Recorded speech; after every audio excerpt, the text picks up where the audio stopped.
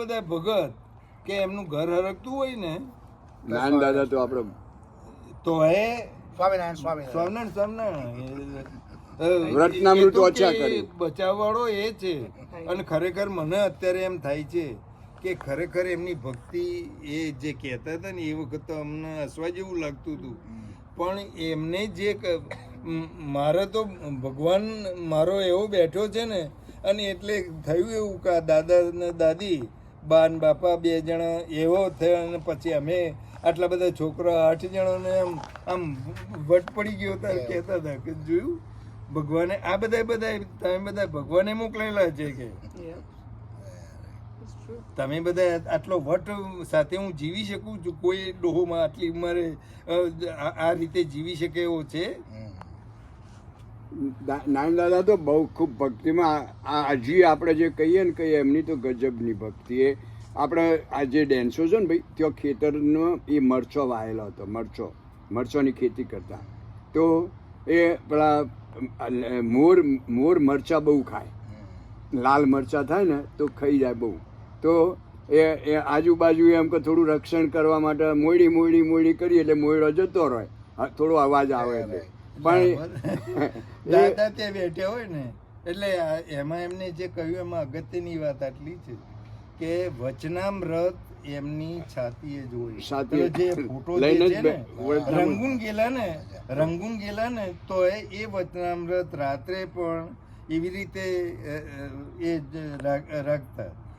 અહીં આ મોયડી વાત તમે કરી ને ભાઈ, એ વખતે એ ત્યાં મરચો ના આવું બધું હોય ને તો એને એમ કે ભા તમે આટલી ખબર રાખજો. તો શું કરે ખબર છે ભા?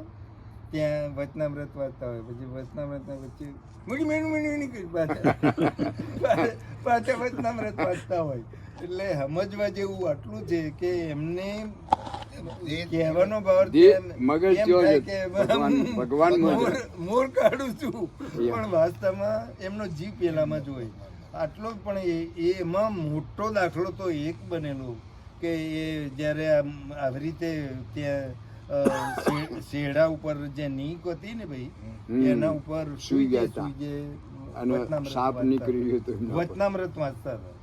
અને પેલી બાજુ વાડા બધા રાઈટ, વાડાની જોડે એ વાડે ત્યાં આ નીક સરસ અને એર કન્ડિશન જેવું લાગે એને. પછી આપણો બધું આ મરચો ને એ બધું હતું. પણ પેલો એક સાપ મોટો આવ્યો ત્યાં પેલા વાડામાંથી આવીને અને એમના શરીર ઉપર થઈને આમ નીકળ્યો. એમને જોયું કે આ સાપ મારા ઉપર થઈને જાય છે તો એ હલાય નહીં, વચનામૃત વાંચ્યા કર્યું.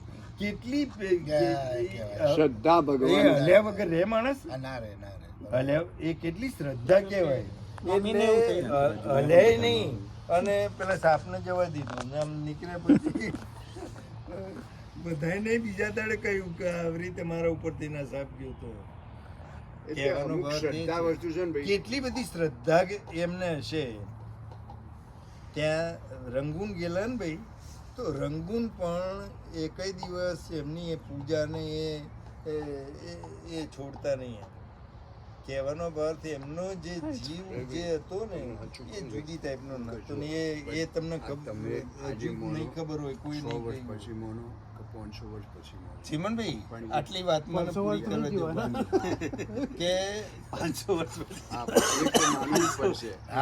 આભરવા જેવું છે કે એમનો જન્મ થયો ને ભાઈ, જન્મ થયો જેમ મુકેશ નારાયણ દાદાનો જન્મ થયો ને એટલે એમના ફાધર જે હતા એ બહુ સુખી હતા. એટલે જે 50 વીઘા ભાગ એમનો ભાગ આવ્યો હતો ને એ 3 કે 4 છોકરાઓ ને એટલે 200 વીઘા જમીન હતી એમને.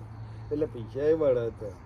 અને એ બેચરભાઈ જ્યારે એમના ફાધર ગુજરી ગયા ને ભાઈ ત્યારે સીમાડીઓ કરેલો. સીમાડીઓ એટલે આજુબાજુના બધા ગામડો જેટલા સીમાડા અડતા હોય ને જેટલા ગામોના વડુના એ બધા નહીં જમાડવાના, એટલે સીમાડીઓ કર્યો હતો. એટલે કહેવાનો ભાવ પણ એવા સુખી ગણો કે જે ગણો પણ એવી રીતે હતા. પણ એમને આ જ્યારે નાનબાનો જન્મ થયો ને ત્યારે સંતોને બોલાયેલા સંતોને બોલાયેલા અને સંતોને જમાડીને અને સંતોએ નામ નારાયણ નામ સંતોએ આપેલું. કોઈને આખા વડુમાં કોઈને આવી રીતે કોઈનું નામ નહીં આપ્યું. અને એમાંય વધારે જાણવા જેવું તો એ છે કે તમને ખબર છે નાનભાઈ ટોયલી કહેતા હતા. કેમ કહેતા હતા? ના, એટલે એમને આ ભગત માણસ એવી રીતે, એટલે એક નાની લોટી એના ઉપર દોરી અને એક ચપ્પુ હાથી દાંતના વાળું ચપ્પુ, પછી એક ખેસ, પછી એ 2-4-5 વસ્તુ એ બધું જ હોય.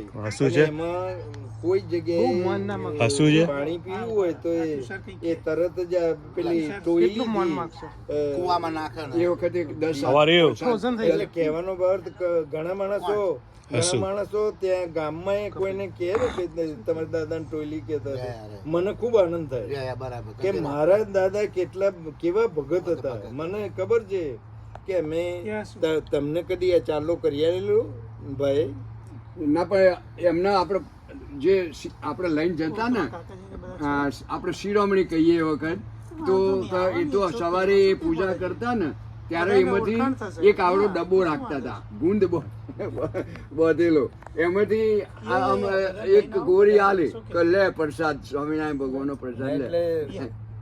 પ્રસાદી હાલવા માટે તો મને ખબર છે કે દાદી છે ને ભાઈ, દાદીનો જીવ આપણા માટે તો એટલો બધો જબરો હતો. પેલું મેં તમને ના કહ્યું કે તમે દાદીનો હાથ આંગળી કાપી કાઢી, દાદીની આંગળી કાપી. અમે બે નાના હતા ને ત્યારે પેલું મોય દંડાનું ગેમ હાબરવા જેવું છે કે દાદીને કેમ કાપી આલેલી કે પેલો એ એમના ઘરમાં સામસામે ઢોરો બંધાતા હતા જાલિયામાં, અને એ દાદી ત્યાં દાદી ને દાદા ત્યાં એ ઘરમાં સુઈ જતા હતા રહી. અને એ પૂરા ભેંસોના ને પૂરા હોય ને એ પૂરા કાપી અને નાખવાના હોય. એટલે ચીમન કાકા પહેલેથી એટલી નાની ઉંમરે, બહુ નાની ઉંમરની વાત છે આ રી, નાની ઉંમરે એમને દાદીની પાસેથી એને મોટો કોડો હતો અને લઈને તમે પકડો પૂરો, હું કાપું.